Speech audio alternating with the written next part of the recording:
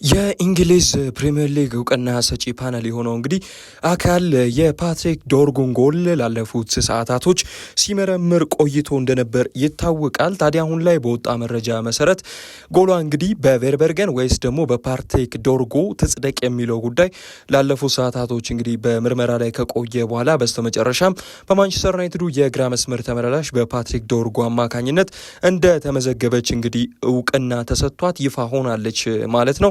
ይህ እውቅና ሰጪ ፓናል እንግዲህ በሶስት ዋና ግለሰቦች የሚመራ ሲሆን በጎልና አሲስቱ ዙሪያ የትኛውንም ውሳኔ መወሰን እንደሚችሉ ይታወቃል። ለዛም ነበረ የጎሉን እንግዲህ ሲመረምሩት ቆይቶ የነበረው። ይህንንም ተከትሎ ደግሞ በዋናነት ሊመረመር የቻለበት ምክንያት ብሩኖ ፈርናንዴዝ አሲስት አድራጊ ነው። ለዚህ ኳስ እንደሚታወቀው ከቆመ ኳስ የተሻማውን ኳስ ነው ፓትሪክ ዶርጉ በግንባሩ ገጭቶ ያስቆጠረው። ይህንንም ጎል ተከትሎ ታዲያ በማን እንግዲህ መዝገብ የሚለው ጉዳይ አጠራጣሪ ሆኖ ነበር። በቬርበርገን ወይስ ደግሞ በፓትሪክ ዶርጉ ከተቆጠረ የብሩኖ ፈርናንዴዝ 21ኛ አሲስት በፕሪሚየር ሊጉ ታሪክ ከፍተኛ የሆነው ማለት ነው ይመዘገብለታል። ካልሆነ ግን የብሩኖ ፈርናንዴዝ አሲስት ተነጥቆ እንግዲህ ወደ ኬቨን ደብሮይናና ወደ ሄንሪ ጋር እኩል ቁጥሮች ይኖሩታል ዳግም ማለት ነው።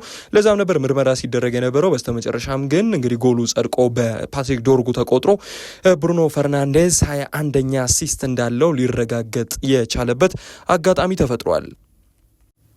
ማንቸስተር ዩናይትዶች በክረምቱ የዝውውር መስኮት ኦሪየል ሹዋሜኒን በዋናነት ለማስፈረም ህልማቸው አድርገው እንደያዙት መረጃዎች እየወጡ ይገኛሉ።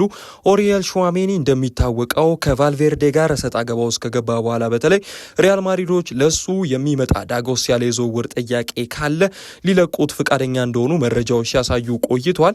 ነገር ግን ዩናይትዶች ምንም እንኳን ሊለቁት ቢፈልጉም ከኦሪየል ሹዋሜኒ ከፈረንሳዊ አማካኝ ስፍራ ተጫዋች 100 ሚሊዮን ኤሮ ድረስ እንደሚፈልጉ መረጃዎች እያሳዩ ይገኛሉ። ማንቸስተር ዩናይትዶች ታዲያ ይህንን ሂሳብ ይከፍላሉ የሚለው ጉዳይ ጥያቄ ውስጥ የገባ ቢሆንም ተጫዋቹን ግን ክረምት ላይ ማስፈረም ትልቅ ህልም እንዳላቸው ነው መረጃዎች የሚያሳዩት። ዩናይትዶች አሁንም ቢሆን 100 ሚሊዮን ቢለጠፍበትም የካዚሚሮ ዋነኛ ምትክ አድርገው ማምጣት ስለሚፈልጉ ትልቅ ድርድር ከሪያል ማድሪድ ጋር እንደሚያደርጉ ይጠበቃል። ሁለቱ ቡድኖች በዝውውሩ እንቅስቃሴ ደረጃ ጥሩ ግንኙነት ያላቸው ለቡድኖች እንደሆኑ ይታወቃል። ይህንንም ተከትሎ ምናልባትም ከዛ ባነሰ ሂሳብ ኦሪየል ሹዋሜኒን ቲያትር ኦፍ ድሪምስ ማድሪዶች እንግዲህ እንዲደርስ ሊፈቅዱለት ይችላሉ ማለት ነው።